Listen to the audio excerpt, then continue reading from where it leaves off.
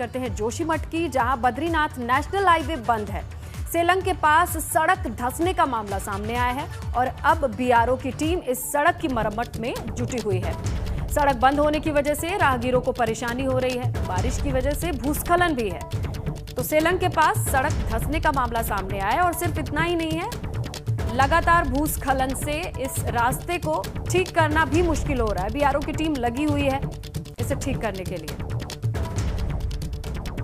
की खिलाड़ी वंदना कटारिया वापस घर लौटी हैं हरिद्वार। वंदना का रोशनाबाद में भव्य स्वागत किया गया।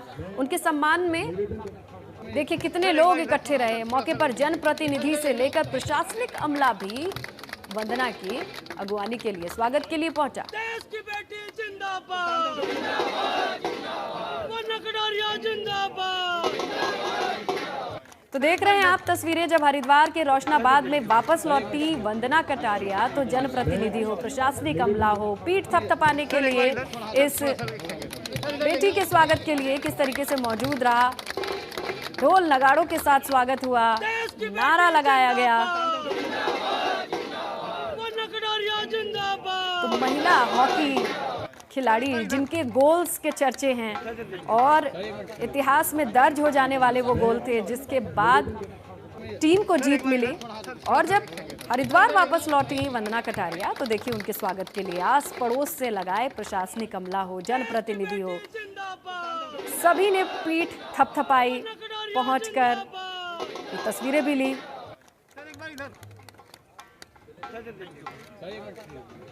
उत्तराखंड में भारी बारिश का दौर जारी है। मौसम विभाग ने अब येलो अलर्ट जारी किया है।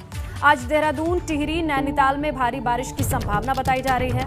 चंपावत, पिथौरागढ़ जिले में भी भारी बारिश हो सकती है। तो देखिए बारिश से पहाड़ों पर जनजीवन कितना अस्त व्यस्त है ये हम जानते हैं, लेकिन बावजूद इसके मौसम विभाग कहता है कि ये वक्त और चलेगा। देहरादून, टिहरी, नैनीताल में अभी भी भारी बारिश की चेतावनी मिली है। इसके अलावा पूरे उत्तराखंड में कहीं ना कहीं बारिश की संभावना मौसम विभाग ने जताई है। येलो अलर्ट भी जारी किया है, लेकिन कुछ क्षेत्र हैं जहां ज्यादा बारिश हो सकती है। धर्म नगरी हरिद्वार में गंगा बारिश के चलते इन दिनों अपने रौद्र रूप में है। मुख्य धारा हो या इससे निकलने वाली सहायक या गंग नहर की धारा, हर कहीं उफान पर है गंगा। लेकिन इसी बीच दूसरी तरीके की तस्वीरें आपके सामने हैं। बच्चे बेखौफ होकर, युवा बेखौफ होकर यहाँ पर छलांग लगा रहे हैं और ये रोज ही ऐसा हो रहा है, जबकि पानी का बहाव और जल स्तर बढ़ा हुआ है।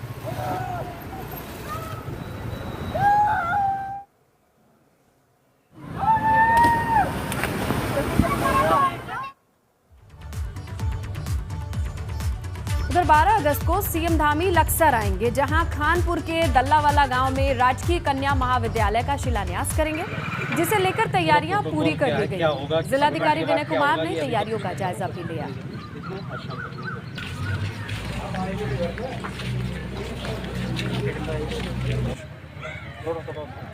देवस्थानम बोर्ड पर पुरोहितों की नाराजगी बढ़ी है। तीर्थ पुरोहितों ने पीएम मोदी को खत लिखा है।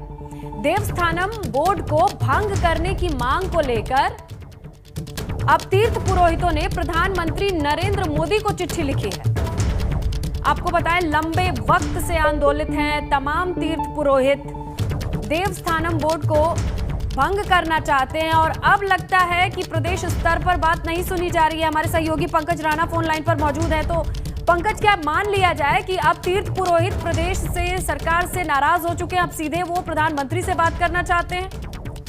निश्चित तौर पर इसमें पिछले लंबे समय से तीर्थ पुरोहितों का आंदोलन चल रहा है और अभी हाल ही में कई जो भाजपा के सदस्य जिन्होंने ले रखी थी तीर्थ पुरोहितों ने, उन्होंने भाजपा की सदस्य से इस्तीफा दे दिया है और 17 तारीख से एक बड़े आंदोलन की चेतावनी उन्होंने दी है। लेकिन उससे भी बड़ी बात यह है कि उन्होंने प्रधानमंत्री नरेंद्र मोदी को खून से लिखकर पत्र भेजा है। उन्होंने ये मांग की है कि तीर्थ पुरोहितों का साफ तौर पर कहना है कि जो चारों धामों की पौराणिक पुरानी जो चीजें हैं उनको पूरी तरह से बरकरार रखा जाए। इसके साथ साथ ही देवस्थानम बोर्ड को लेकर जो सरकार ने बड़ा निर्णय लिया दिया है उसको भंग किया जाए। ये एक गंभीरता भी इसमें इस रूप में भी देखी जा सकती है, क्योंकि तीर्थ पुरोहित कई बार सरकार से ये मांग कर चुके हैं कि देवस्थानम बोर्ड को लेकर या तो पुनर्विचार किया जाए या फिर उसको भंग किया जाए। लेकिन मुख्यमंत्री पुष्कर सिंह धामी ने उस पर हाई पावर कमेटी बनाई है और उन्होंने कल ही ये बयान दिया है कि हाई पावर कमेटी जब तक सभी तीर्थ पुरोहितों से बातचीत नहीं कर लेती तब तक देवस्थानम बोर्ड के जितने भी काम है उनको रोका जाएगा, उसके माध्यम से कोई भी काम आगे नहीं बढ़ाए जाएंगे। तो इसमें ये कहा जा सकता है कि सरकार अब इस तरह से इस रूप में आगे बढ़ रही है, लेकिन तीर्थ पुरोहित अपने स्तर से अब ये चाह रहे हैं कि वो सीधे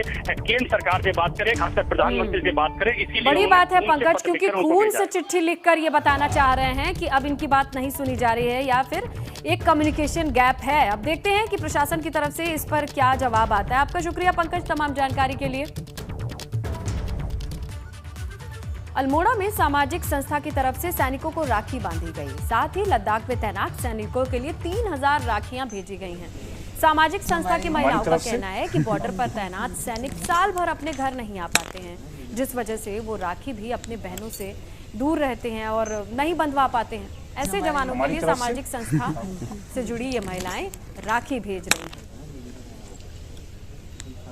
लद्दाख बॉर्डर पर तैनात हमारे जो वीर सैनिक हैं उनकी दीर्घायु और उनके अच्छे स्वास्थ्य की कामना के साथ राखियाँ, जो कि एक रक्षा सूत्र के रूप में हम लोगों ने उनके लिए भेजा है, ताकि वो लोग जो हमारी रक्षा के लिए वहाँ पर तैनात हैं उनकी रक्षा हो सके। जहां देहरादून में भले ही कोरोना के मामले कम होने लगे हों, राहत मिली हो, लेकिन देहरादून में ही डेंगू के 3 मामले सामने आने के बाद चिंताएं बढ़ गई हैं। कोरोनेशन अस्पताल में डेंगू का 1 मामला है, निजी अस्पताल में 2 मामले हैं। हालांकि कोरोनेशन अस्पताल में मरीज की लाइजा रिपोर्ट नेगेटिव आई है।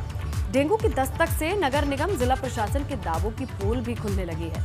प्रशासन का दावा था कि डेंगू को लेकर साफ सफाई से लेकर तमाम तैयारियां कर ली गई हैं। घरों से डेंगू का लार्वा भी नष्ट किया जा रहा है।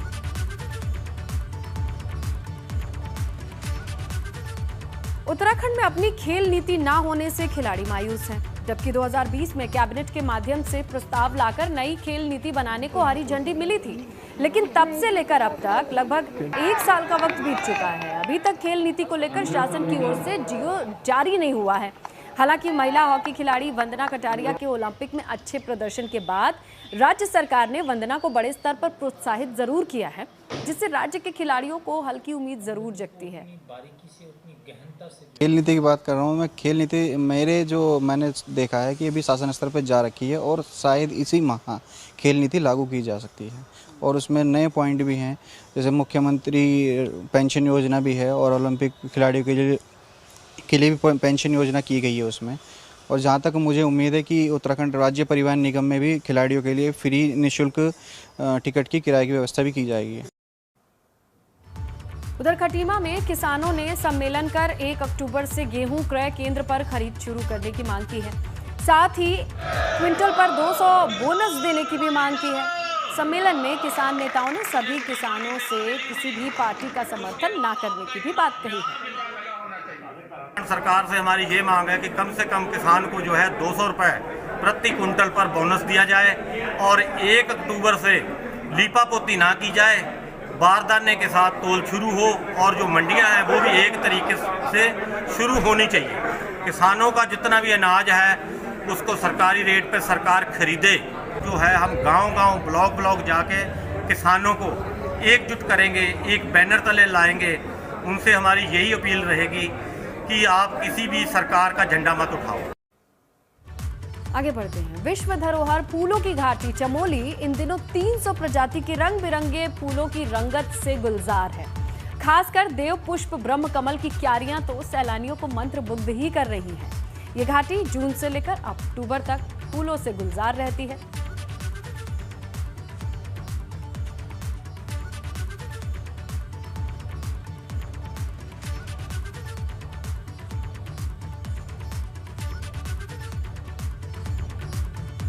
तो चमोली में इन खूबसूरत वादियों को देख रहे हैं आप, और यहीं पर है फूलों की घाटी, जहां पर तमाम सैलानी जाते हैं इन तस्वीरों के लिए, इन खूबसूरत फूलों के लिए। और 300 प्रजाति की फूल इस वक्त खिले हैं फूलों की घाटी में।